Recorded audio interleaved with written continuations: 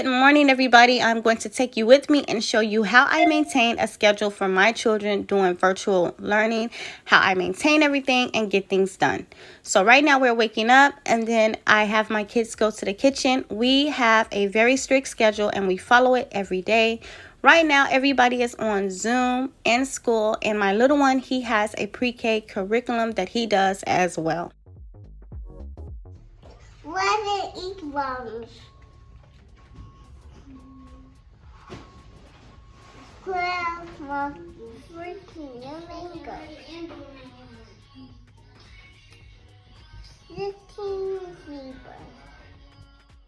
While the children are in their Zoom meetings, I am getting the work done that I need to get done as well. It is important that you create a schedule around your child's schedule. That way you won't fall behind and they won't fall behind either. I am in the same area that the children are doing their virtual learning. That way I am available if they need me, and I can make sure that they are staying on task and doing what they need to do. I give morning snack during Zoom mini breaks. That way the children aren't hungry, and this tends to hold them over till lunchtime.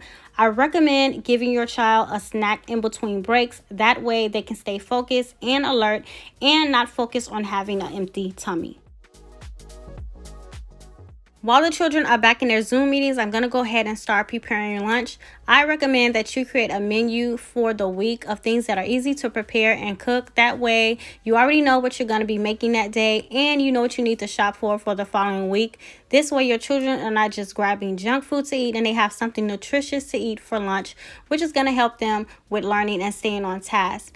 Now, as you can see, I'm having mini pieces on pita bread, something easy, sweet, and simple. And if you have a picky eater, this is a great way to introduce new foods. If you have different age groups and kids in different grades with different break times, I recommend that you go ahead and prepare everybody lunch. My oldest son usually breaks with the little ones while my oldest daughter is still in class. If you have a little one like I do, I recommend that you give them something that's going to keep them busy while you help the oldest ones with their homework. My son is working in the learning binder that I made for him while I assist and get the oldest ones started on their homework. We jump right into homework right after Zoom meetings end. If you're not doing this, I recommend that you do it. That way your child stays on task with their schoolwork and they're not falling behind in anything. And this is the time I like to be aware of what they are struggling with, need help with, and we usually go over sight words and review anything that needs to be reviewed.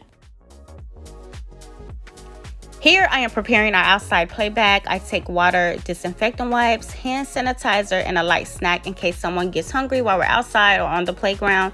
I make it a point to take the children outside every single day if weather allows me to.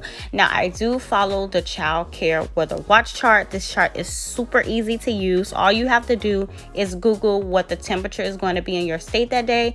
Look at the chart and it's going to tell you whether it's too hot or too cold to be outside.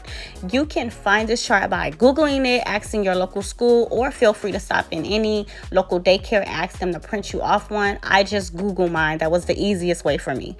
Now, as you can see, we are staying safe. I'm making sure that I wipe down any playground equipment with a disinfectant wipe before the children play on it. And the children have their mask on. I have mine on as well. Now, I'm going to tell you why it is extremely important and easy and going to make your life much easier if you take your children outside. One, because it keeps down stress for you and for them. And this is a great way for your children to burn off energy, get that exercise in, and just have fun. As you know, we are doing distance learning, so the children aren't getting that playtime that they would get in regular school hours. And you guys, just think about it. Our children are in front of a computer screen for hours every single day. So you're going to have some problems with that alone. Now, I know all of us don't have a playground or a park in reach, but if you don't have a playground or a park in reach, you can always just take a walk around the neighborhood, invest in some bubbles or a little bubble blower, and just let your children go outside and just have fun and run around. Now, I know weather doesn't allow us to do that, so you can always play indoors. I just let my kids grab some blankets and pillows and build a fort, and they have a blast doing that.